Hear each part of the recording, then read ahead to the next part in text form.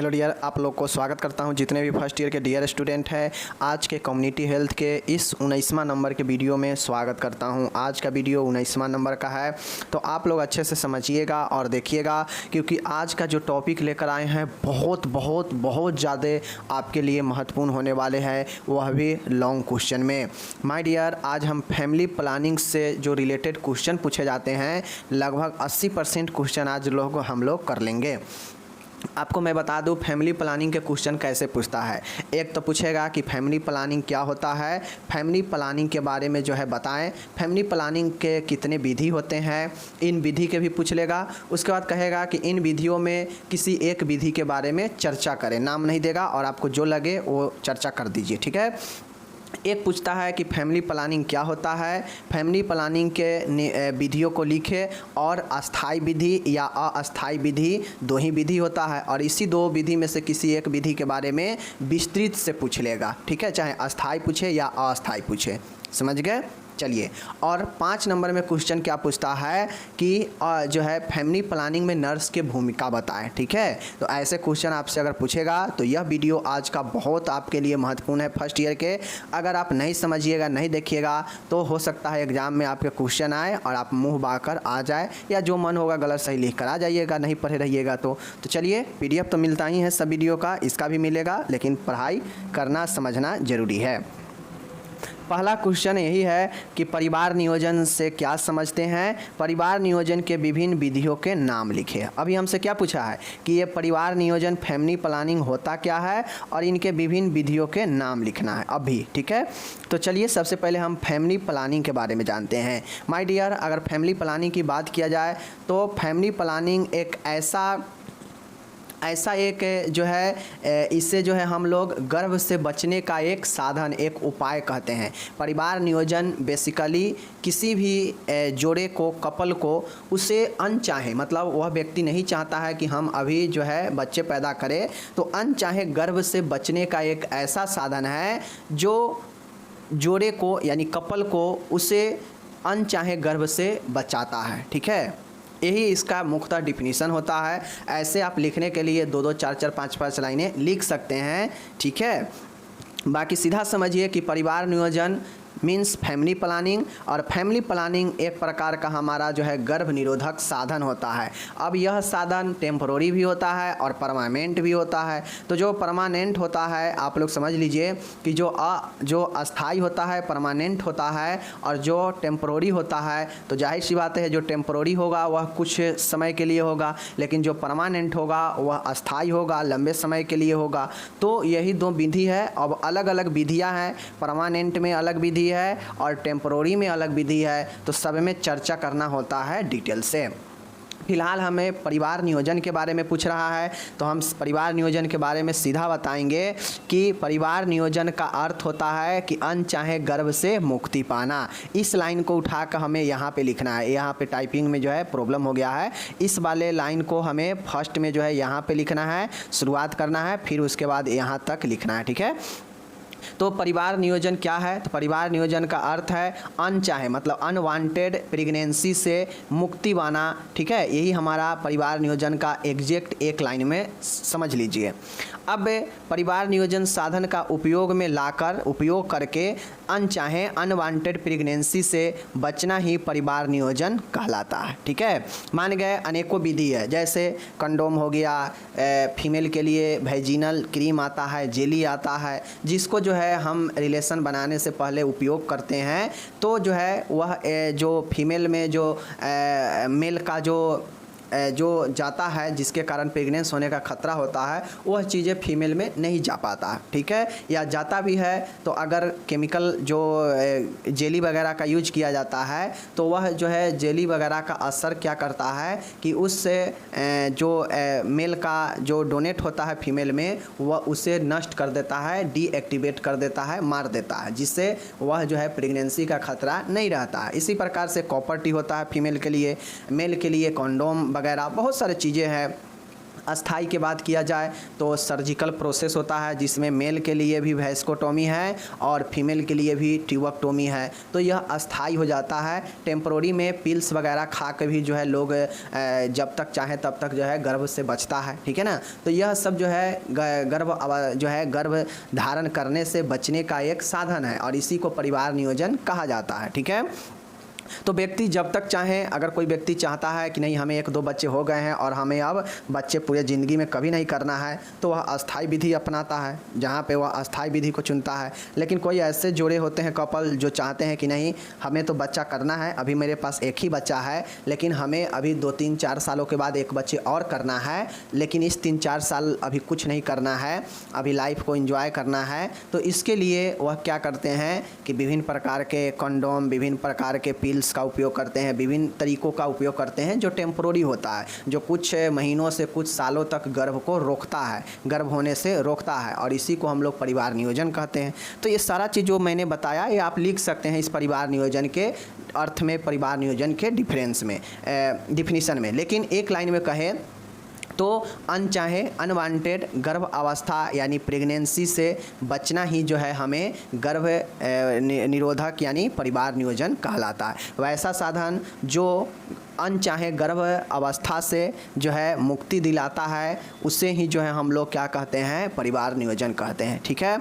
अब अनेकों तरीका है, अनेकों साधन है जिसका हम उपयोग करते हैं और वह हमें अनचाहे गर्भों से बचाता है, उसी को हम लोग परिवार नियोजन कहते हैं, ठीक है। परिवार नियोजन के अर्थ ही होता है कि अनवांटेड प्रेगनेंसी से मुक्ति पा जाना, और यही हमारा परिवार नियोजन हो गया। ओके, तो अभी तक तो आपको पता हो गया होगा कि मैंने बता ही दिया कि परिवार नियोजन के विधि में, परिवार नियोजन के निम्नलिखित 2 विधियां होते हैं। 2 विधि में अभी बताए हैं, एक टेम्पोररी मेथड और एक होते हैं परमानेंट मेथड यानी अस्थाई और अस्थाई। अब आप सभी से क्वेश्चन क्या पूछ सकेगा कि ये सब तो आपको लिखना ही पड़ेगा, ठीक है ना, ये सब तो लिखना ही पड़ेगा, इतना पूछेगा तो। लेकिन अगर आपसे पूछेगा कि अस्थाई या अस्थाई के बारे में डिटेल से चर्चा करें तो डिटेल से तो आज मैं चर्चा आपको अभी नहीं करूंगा, लेकिन हाँ ये वीडियो अगर आप देखते हैं तो आगे जब मैं अस्थाई पर आज चर्चा करूंगा, आज परमानेंट पर चर्चा कर देंगे, बच जाएगा टेम्पोररी जो कि बड़ा है तो उसको अलग से हम लोग एक वीडियो में चर्चा करेंगे। बाकी हाँ इतना बात समझ लीजिए कि अगर यह वीडियो आप नहीं देखते हैं तो आगे चल के जब मैं टेम्पोररी पढ़ाऊँगा तो समझ में नहीं आएगा,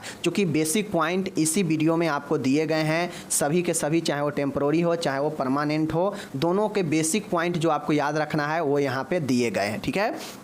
पहला देख लीजिए अस्थाई विधि। यह परिवार नियोजन की अस्थाई तथा समान विधियां हैं। अब टेम्पोररी मेथड जो होता है एक नॉर्मल मेथड है, यह अस्थाई जो है विधि है परिवार नियोजन का, जिसका उपयोग अवांछित मतलब अनवांटेड गर्भ के रोकथाम एवं शिशु के जन्म में अंतराल देने के लिए किया जाता है।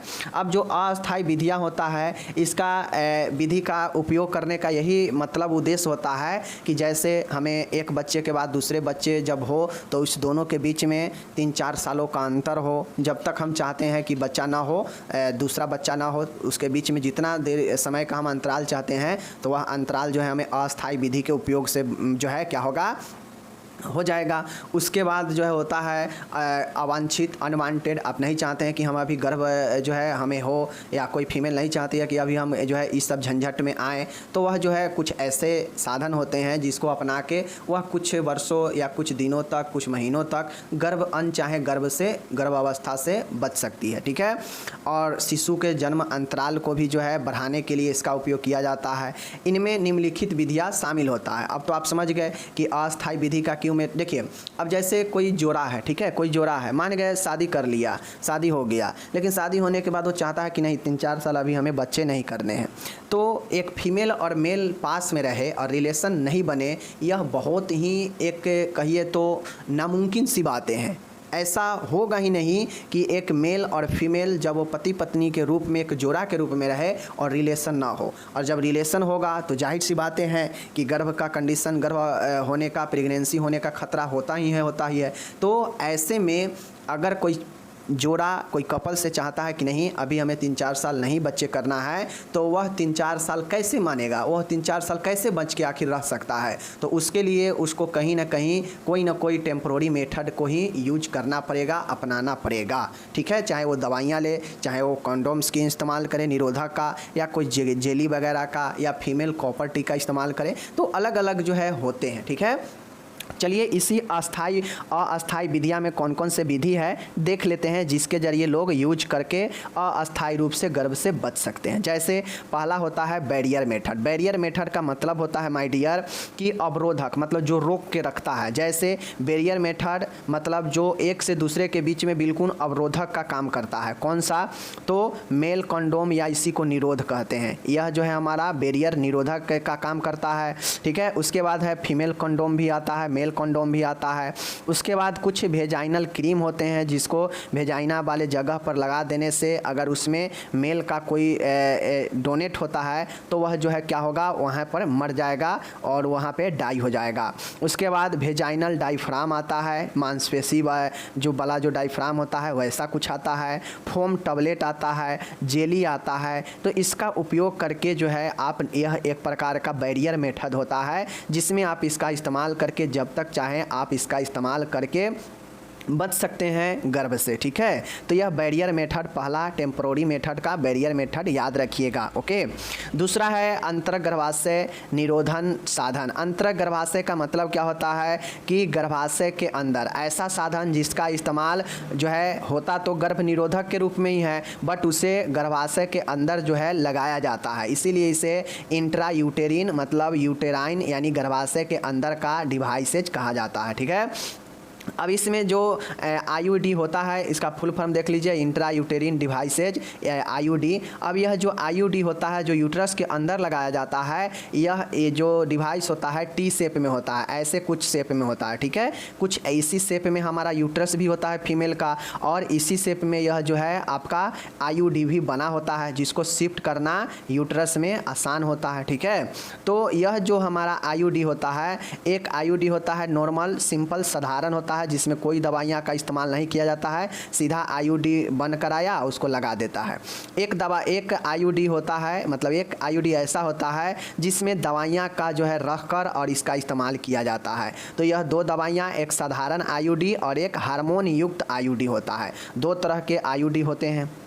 तीसरा है हार्मोनल मेथड। हार्मोनल विधिया का मतलब होता है कि कुछ ऐसे हार्मोनल चीज़ें लेना, जैसे कंबाइंड ओरल कंट्रासेप्टिव पिल्स। जैसे कुछ ऐसे पिल्स होते हैं जिसका उपयोग कंबाइंड ओरल के रूप में किया जाता है। उसके बाद एक होता है प्रोजेस्टेरोन पिल्स होते हैं। एक इमरजेंसी कंट्रासेप्शन पिल्स होता है, जिसको आपात स्थिति में गर्भ से बचने के लिए किया जाता है। तो कुछ हार्मोनल विधियां हैं, और यह सब पिल्स जो है हार्मोन से ही बना होता है, जो व्यक्ति में फीमेल में या जो भी इसका यूज करता है उसमें यह गर्भ निरोधक के रूप में काम करता है, ठीक है।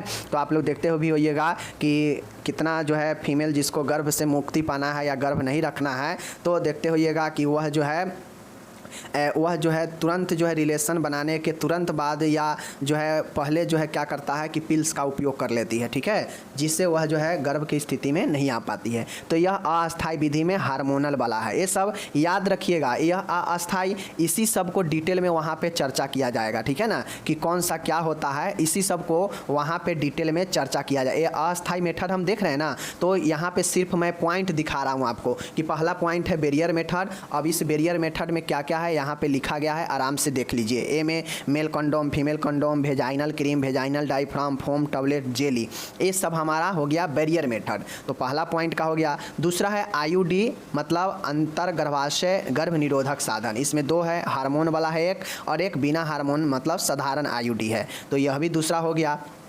तीसरा है हार्मोनल विधियाँ। कुछ ऐसे हार्मोनल पिल्स होते हैं जिसको लेने से गर्भ से व्यक्ति बच जाता है। तो इसमें कंबाइंड ओरल कंट्रासेप्टिव पिल्स आते हैं, प्रोजेस्टेरोन पिल्स आते हैं, इमरजेंसी कंट्रासेप्शन पिल्स आते हैं। तो यह हार्मोनल जो है आपके विधियाँ हो गए, ठीक है। एंड चौथा होता है नेचुरल मेथड है। अगर आप चाहते हैं कि हमें गर्भ से बचना है तो कुछ प्राकृतिक मेथड भी हैं जिसका इस्तेमाल करके आप जो है गर्भ के अस्थायी रूप से बचते हैं। जैसे रिदिम हो गया। रिदिम के मतलब होता है लय। आप जब ये देखें कि जब जहाँ पे खतरा हो ज़्यादा प्रेगनेंसी का, तो उस समय जो है रिलेशन ना बनाए, रिदिम अपना जो है वहाँ पे क्या करे, तोड़ दे। रिदिम मतलब एक लय होता है, उस लय में जो है जब ऐसा लगे कि अभी प्रेगनेंसी का खतरा ज़्यादा है, उस समय रिलेशन ना बनाए, अपना लय जो है वहाँ पे बरकरार ना रखे, ठीक है। क्वाइटस इंटरप्ट्स होता है, यह भी एक प्राकृतिक मेथड है। इसमें आप चाहें तो आप बिना किसी चीज़ का उपयोग करें आप जो है गर्भ से बच सकते हैं। कैसे? तो मान गए जो फीमेल होता है और मेल जब रिलेशन बना रहा होता है, तो जब लास्ट समय होता है जहाँ पे मेल का जो स्पर्म होता है फीमेल में जाने वाला होता है सीमेन, तो उस वहाँ पे क्या करता है कि मेल वजाइना से जो है अपना पेनिस निकाल के बाहर ही जो है वह क्या कर देता है, अपना जो है डिस्चार्ज कर देता है, जिससे वजाइना में फीमेल को कोई नहीं जा पाएगा और नहीं जा पाएगा वहाँ पे कोई सीमेन, तो जाहिर सी बातें हैं प्रेगनेंसी का खतरा नहीं होगा। तो यह रिस्क भरा है, ठीक है। तो यह क्वाइटस इंटरप्ट्स वही होता है। और ब्रेस्ट फीडिंग कराने से भी जो है लंबे समय तक गर्भ अवस्था से छुटकारा मिलता है। तो यह हमारा हो गया अस्थायी विधि का 4 इम्पोर्टेंट मैंने आपको टाइप्स बता दिया, कोई दिक्कत नहीं। चलिए अब मैं आपको यहाँ पे बता रहा हूँ दूसरा विधि है अस्थायी विधि। अब जाहिर सी बातें हैं कि यह गर्भ निरोधक की अस्थायी विधियाँ हैं, इन्हें स्टरलाइजेशन मेथड भी कहा जाता है। यह पुरुष एवं स्त्री दोनों के लिए होती है।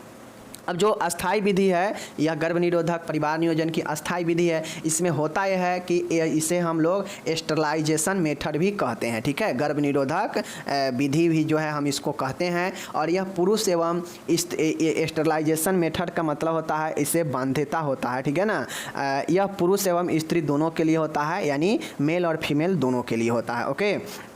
आगे देखिए, एक होता है भैंसकोटोमी और एक होता है ट्यूबेक्टोमी। अब ट्यूबेक्टोमी ट्यूब से बना है, भैंसकोटोमी भैंस से बना है। क्योंकि मेल में भैंस डिफरेंस होता है और फीमेल में जो है आपके फैलोपियन ट्यूब होता है। तो नॉर्मली यहाँ पे मेल में जो सर्जरी होता है वहाँ पे भैंस जो डिफरेंस होता है उससे काट दिया जाता है, और फीमेल में जो ट्यूबेक्टोमी होते हैं उसको जो है ट्यूब को काट दिया जाता है। तो दोनों में नाम जुलता है। ये जो है अस्थायी विधि है, और यही दोनों फीमेल में होता है, मेल में ये होता है, ठीक है। तो इस प्रकार से आपका मैंने कितने विधि है और सभी विधि में क्या क्या होता है मैंने बता दिया।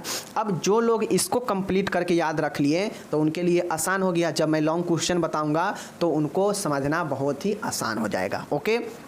यहाँ पे देखिए ऊपर में जितना पढ़े सबका इंग्लिश दिया गया है। आप आराम से पीडीएफ से इंग्लिश अपना पढ़ लीजिएगा, रिवाइज कर लीजिएगा। समझने के लिए मैं जो बोल रहा हूँ इसको ही समझिए तो बेटर होगा। पीडीएफ आप अभी तक मैं सभी सब्जेक्ट में 20-20 वीडियो दे चुका हूँ। यह भी 19वां वीडियो है कम्युनिटी हेल्थ नर्सिंग 1 का। तो आपको सभी वीडियो का अगर आप पीडीएफ डाउनलोड करके रखे होइएगा तो मैं जानता हूँ आप नहीं पढ़ पा रहे होइएगा मोबाइल से, क्योंकि चारों सब्जेक्ट का आपके पास लगभग 80 के आसपास पीडीएफ हो गया होगा। तो क्या आप पढ़ते हैं? नहीं पढ़ते हैं। तो वीडियो ही आपके लिए रामबाण साबित होने वाला है, समझ गए। तो और हम ये चीज़ देखते हैं कि वीडियो ही लोग नहीं देखते हैं। बाकी खैर कोई नहीं, चलिए मैं अपना मेहनत जारी रखता हूँ आपके लिए। आप जो करें आपकी मर्जी।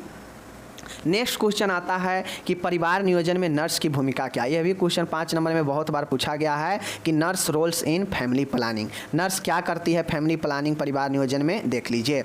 नर्स परिवार नियोजन में निम्न रूप से प्रत्यक्ष व अप्रत्यक्ष रूप से योगदान जो है रहता है। एक नर्स का परिवार नियोजन में फैमिली प्लानिंग में डायरेक्ट और इनडायरेक्ट रूप से जो है दोनों तरीके से उसका योगदान रहता ही है, ठीक है। अब क्या क्या योगदान भूमिका रहता है देख लीजिए। एलिजिबल कपल मतलब जो वैसा जोड़ा जो मतलब फैमिली प्लानिंग के लिए एलिजिबल हो उसे एलिजिबल कपल्स कहते हैं। इसको परिवार नियोजन हेतु काउंसलिंग करना। नर्स का ये काम होता है कि जो कपल फैमिली प्लानिंग के लायक हो वो उसे एलिजिबल कपल कहते हैं, और इन्हें जो है परिवार नियोजन के लिए प्रोत्साहित करना, काउंसलिंग करना नर्स का एक काम होता है। महिला को प्रसव पूर्व ही उसकी आवश्यकता के अनुसार परिवार नियोजन के विधि अपनाने के लिए प्रेरित करना चाहिए। अब आप लोग देखते होइएगा कि आशा सब गांव से अगर ले जाती है किसी महिला को अपने नज़दीकी सरकारी अस्पताल में लेबर प्रसव कराने के लिए, तो देखते होइएगा कि उसको अगर 1-2 बच्चा पहले हो चुका है तो वह आशा बहुत ट्राई करती है कि इससे जो है फैमिली प्लानिंग भी जो है करवा ही दिया जाए इसके साथ ही। तो महिला को नर्स जो है प्रसव से पूर्व ही जो है परिवार नियोजन के विधियों को अपनाने के लिए प्रेरित करती है। तीसरा है परिवार नियोजन तो सरकार द्वारा दिए जा रहे प्रोत्साहन राशि के बारे में समुदाय को बताना। अब आप लोग को बता दें कि परिवार नियोजन कराने पर सरकार कुछ प्रोत्साहन राशि भी देती है, तो इसके बारे में बहुत लोगों को पता नहीं होता है, तो उस चीज़ को बारे में लोगों में बताना और प्रोत्साहित करना। चौथा पॉइंट है परिवार नियोजन कैंप में चिकित्सक की सर्जरी के दौरान सहायता करना। अगर कैंप लगा के परिवार नियोजन किया जा रहा हो तो उसमें डॉक्टर को सर्जरी के दौरान सहायता करना नर्स का ये भूमिका है, काम है। लिखित सहमति लेकर आईयूडी लगाना। अगर कोई ये चाहता है कि हम जो है अस्थाई नहीं करवा के अस्थाई में आईयूडी लगवाएं तो बिल्कुल परमिशन लेटर ले, सहमति पत्र ले, ठीक है, पेशेंट से और उसके गार्जियन से, तब जाके उसे आईयूडी जो है लगाना चाहिए। ओके। छठा है अस्थाई बांध्याकरण स्टेरिलाइजेशन हेतु उचित कपल का चयन करना एवं ट्यूबेक्टोमी, डिम्ब वाहिनी छेदन और वैस्कोटोमी नसबंदी हेतु रेफर करना। अगर आप एक नर्स है तो आपको ये चाहिए कि आप अस्थाई बंध्याकरण पर ज़्यादा जोर दें और इसके लिए उचित कपल का चयन करें। जो कपल के 1-2 बच्चे हो उसको चयन करें, उसको बताएं फैमिली प्लानिंग के लाभ हानि, ठीक है, और ट्यूबेक्टोमी और वैस्कोटोमी नसबंदी हेतु रेफर करना चाहिए आगे जो रेडी हो जाए कराने के लिए। नेक्स्ट है गर्भ निरोधक साधनों का उपयोग करने वाले कपल से नियमित संपर्क बनाए रखें। अब कोई ऐसा कपल है जो टेम्पररी मेथड का उपयोग कर रहा है तो उससे जो है आप नियमित जो है उस कपल से संपर्क बनाए रखना चाहिए, नर्स की भूमिका है। परिवार नियोजन का मुक्त चर्चा है तो उचित वातावरण तैयार करना चाहिए। अब आप एज ए नर्स आप कहीं पे शिक्षा दे रहे हैं परिवार नियोजन पर, तो एक ऐसा वातावरण आपको बनाना चाहिए ताकि सब जो है फ्री होकर आपको जो है आपसे चर्चा कर सके, किसी को कोई हेजिटेशन ना हो, शर्मिंदगी ना हो, ऐसा वातावरण बनाएं कि बिल्कुल मुक्त रूप से चर्चा हो, फ्री रूप से, ठीक है।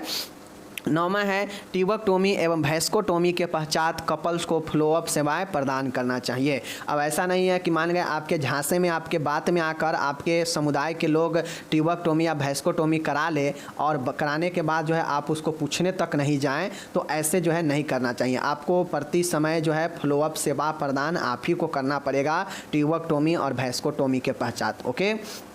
नेक्स्ट है आप देखिएगा समुदाय के लोगों को छोटे परिवार के लाभ बताना चाहिए। अब परिवार नियोजन से जनसंख्या रुकता है, छोटे परिवार होता है, तो इन छोटे परिवार का क्या लाभ होते हैं, क्या हानि है, बताना चाहिए। नेक्स्ट है परिवार नियोजन कैंप के दौरान अधिक से अधिक लोगों को गर्भ निरोधक साधनों के उपयोग के लिए प्रोत्साहित करें। अब जहाँ भी आप परिवार नियोजन फैमिली प्लानिंग के विषय में कैंप लगाते हैं तो वहाँ पे लोगों को ज़्यादा से ज़्यादा प्रोत्साहित करें कि वो जो है इस फैमिली प्लानिंग का भाग ले, इस्तेमाल करें। नेक्स्ट है 12 होम विजिट के दौरान समाज के लोगों को परिवार नियोजन के लिए प्रोत्साहित करना। और जब आप अपने समुदाय में लोगों से मिलते हैं, जुलते हैं, तो आपको ये चाहिए कि लोगों को जो है ज़्यादा से ज़्यादा परिवार नियोजन के बारे में बताया जाए, ठीक है, और प्रोत्साहित किया जाए। तो यहाँ पे यह 12 पॉइंट नर्स के भूमिका बताया गया है फैमिली प्लानिंग में। तो आप चाहें तो इसको 20 पॉइंट भी बनाकर अपने दिमाग से लिख सकते हैं कि एक नर्स जो है किसी को फैमिली प्लानिंग करवाने में या प्रोत्साहित करने में, या डॉक्टर कर रहा है तो उस समय सहायता करने में, और अगर हो गया है तो फॉलोअप करने में, विभिन्न प्रकार के लाभ हानियों के बारे में बताने में, ताकि पेशेंट जो है उत्साहित हो कराने के लिए प्रोत्साहित हो, ठीक है। तो आप एक परिवार नियोजन में आप एज ए नर्स क्या क्या कर सकते हैं, क्या क्या आपके भूमिका हो सकते हैं, उस सारे चीज़ को हम लिख देंगे, ठीक है। हम दिमाग से सोच के भी नर्स के भूमिका को हम लोग जो है ज़रूरत के हिसाब से लिख सकते हैं। तो ये हमारे डिमांड पर निर्भर होना चाहिए कि क्वेश्चन में क्या कह रहा है और नर्स जो है किस चीज़ में किस चीज़ का काम करेगी, ये आप भी लिख सकते हैं। तो परिवार नियोजन में नर्स क्या क्या कर सकती है, क्या क्या भूमिका निभा सकती है, आप दिया ही है। बाकी यहाँ पे इंग्लिश दिया गया है, जो भी मेरे डियर इंग्लिश वाले हैं आपके लिए इंग्लिश दिया रहता है, टेंशन नहीं लीजिए। यहाँ पे आए हैं तो सब चीज़ मिलेगा, बस थोड़ा सा आपको इंग्लिश वाले को खुद से मेहनत करना पड़ेगा। ओके। अब माय डियर, मैं आपको बताया था कि आज हम लोग गर्भ निरोधक साधन का डिटेल से चर्चा करेंगे और अगले वीडियो में अस्थायी रूप से यानी टेम्प्रोरी मेथड का हम लोग चर्चा करेंगे। तो आज हम लोग परमानेंट मेथड का उपयोग करेंगे, कंट्रासेप्शन का, गर्भ निरोधक का अस्थायी विधि के बारे में। क्योंकि अस्थायी विधि छोटा है, 2 ही विधि है जो कि अस्थायी है, तो इसको देख लेते हैं। यह गर्भ निरोधक की अस्थायी विधियाँ हैं, बिल्कुल सही है। इन्हें स्टेरिलाइजेशन मेथड यानी बंध्याकरण भी कहते हैं। यह पुरुष एवं स्त्री दोनों के लिए होता है। परमानेंट जो मेथड है इसे स्टेरिलाइजेशन मेथड भी कहते हैं, बंध्याकरण, और यह पुरुष व स्त्री दोनों के लिए संभव है, दोनों के लिए होता है। पहला है नसबंदी वैस्कोटोमी। वैस्कोटोमी जो होता है पुरुषों के लिए होता है और इसे मेल स्टेरिलाइजेशन यानी पुरुष बंध्याकरण की विधि है। यह पुरुष बंध्याकरण का एक विधि है। इसमें दोनों भास डिफरेंस को काट दिया जाता है एवं कटे हुए सिरों को बांध दिया जाता है, जिससे होता यह है कि जो स्पर्म होता है, सीमेन होता है, वह आगे जो है जाता ही नहीं है। तो यही हमारा जो है क्या होता है, आपका वैस्कोटोमी होता है। ठीक है, और यह वैस्कोटोमी पुरुषों में होता है नसबंदी, जिसमें पुरुषों का मेल स्टेरिलाइजेशन भी इसे कहा जाता है, जिसमें दोनों भास डिफरेंस को काट दिया जाता है और जो काटे हुए सिरे होते हैं उसे जो है बांध दिया जाता है। जैसे मैं बता देता हूँ, जैसे समझिए यह स्क्रोटम है, ठीक है, इसमें टेस्टिज है, ठीक है, इधर भी जो है स्क्रोटम है और इधर भी जो है टेस्टिज है, समझ गए। अब देखिए यहाँ से एक ज्वाइंट जो है आपके भास डिफरेंस इधर से निकले हैं और एक भास डिफरेंस इधर से निकले हैं, ठीक है, और ये आपको प्रोस्टेट ग्लैंड में खुलते हैं जो यहाँ से क्या करता है, सिक्रेशन करता है। ठीक है, तो कुछ इस प्रकार से समझिए आप लोग, और फिर जो है यह जो है निकलता है बाहर की तरफ यही भास डिफरेंस के थ्रू। तो इस भास डिफरेंस को इधर से और इधर से काट दिया जाता है, जिससे जो टेस्टिस से जो निकलने वाला जो हमारा सीमेन होता है वह बाहर जा ही नहीं पाता है ऊपर पेनिस में। ठीक है, तो यही होता है, समझ गए। अब इस वैस्कोटोमी के क्या लाभ होते हैं देख लीजिए। सर्जरी के लिए अस्पताल में भर्ती रहने की आवश्यकता नहीं है। पुरुष नसबंदी बहुत आसान होता है, महिला के नसबंदी, महिला के जो ट्यूबेक्टोमी होता है उससे आसान जो है पुरुष वाला होता है, लेकिन पुरुष वाला जो है लोग ज़्यादा नहीं करवाना चाहता है, महिला को ही जो है आग में झोंक देता है कि चलो तुमको ही करवा देते हैं, अस्थाई परमानेंट जो है मेथड, ठीक है ना। तो महिला वाला थोड़ा जोखिम भरा होता है, पुरुष वाला उतना जोखिम नहीं होता है, इसमें अस्पताल में भर्ती रहने की ज़रूरत भी उतना नहीं पड़ता है। ठीक है, ट्यूबेक्टोमी की तुलना में इसकी सर्जरी आसान होती है। अब यह जो मेल वाला जो स्टेरिलाइजेशन है यह महिलाओं वालों के ट्यूबेक्टोमी से आसान होता है सर्जरी, ओके। इसका असफलता दर भी कम होता है। अगर एक मेल बांध्याकरण करवाता है नसबंदी तो उसको असफलता होने की जो दर है वह बहुत कम होती है। ठीक है, और चौथा है सर्जरी पे खर्च भी कम लगता है पुरुषों को करवाने पर। ठीक है, वर्तमान में एनएस भी नॉन सर्जिकल वैस्कोटोमी कहते हैं। वर्तमान में इसे नॉन सर्जिकल कहते हैं, क्यों? क्योंकि इसमें बहुत ही कम चीरा जो है, बहुत कम चीरा लगाया जाता है, इसीलिए इसे नॉन सर्जिकल वैस्कोटोमी कहते हैं। इसमें चीरा इंसिजन की साइज जो होती है बहुत छोटी होती है एवं यह बहुत ही आसान होती है। ठीक है, वैस्कोटोमी के पश्चात व्यक्ति को कुछ दिन तक भार वाली वस्तु उठाने के लिए मना किया जाता है तथा साइकिल चलाने के लिए भी मना किया जाता है। क्यों? क्योंकि इससे प्रेशर लगेगा वहाँ पे। साथ ही 1 माह तक गर्भ निरोधक का उपयोग करने की सलाह दी जाती है। अब अगर मान के कोई पुरुष अगर अपना नसबंदी करा चुका है तो नसबंदी कराने के बाद चूँकि एक बहुत छोटा सा चीरा लगा होता है तो यह चीरा तो होता आसान है, बट कुछ दिनों तक भारी सामान उठाने के लिए मना किया जाता है, साइकिल चलाने के लिए मना किया जाता है और 1 माह तक जो है रिलेशन बनाने के लिए भी जो है मना किया जाता है। ठीक है, अगर रिलेशन जो है मनाए तो उसके लिए गर्भ निरोधक का उपयोग करना चाहिए। तो यह हमारा होता है आपका वैस्कोटोमी जो कि पुरुषों के लिए था।